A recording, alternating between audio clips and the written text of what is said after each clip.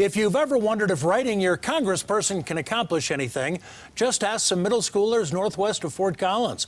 Their letters to Congressman Joe Neguse inspired legislation for school funding.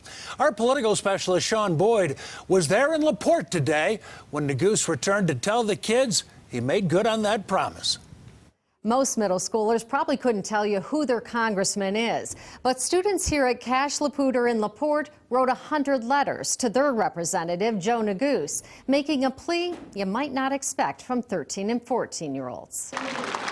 It's not easy getting the attention of a U.S. representative, but Congressman Joe Neguse says when he read letters from these middle schoolers in the small town of LaPorte, he was compelled to respond in person. Hearing from you all make the case really inspired me. The students ask for help for their classmates with disabilities. I think I was moved by the idea that you'd have these young folks who, obviously care about any number of important issues, but for them, the fact that this issue would rise to the top. Neguse had already made special education funding a priority. Hearing from these students only further underscored how important this was. Students like Ella Madison, who wrote him about the challenges of friends and family with disabilities.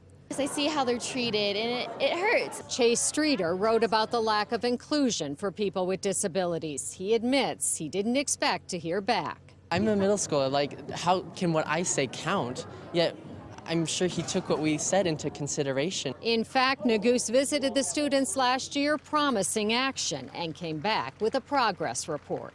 We were able to secure an extra $400 million.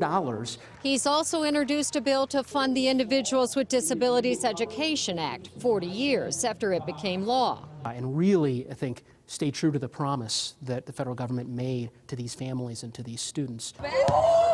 As he makes good on his promise to these middle schoolers, who not only got the attention of their congressman, they got to shoot hoops with him.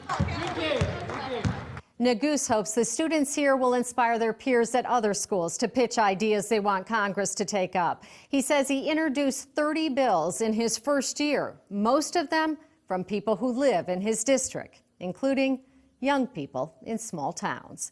In LaPorte, Sean Boyd covering Colorado First.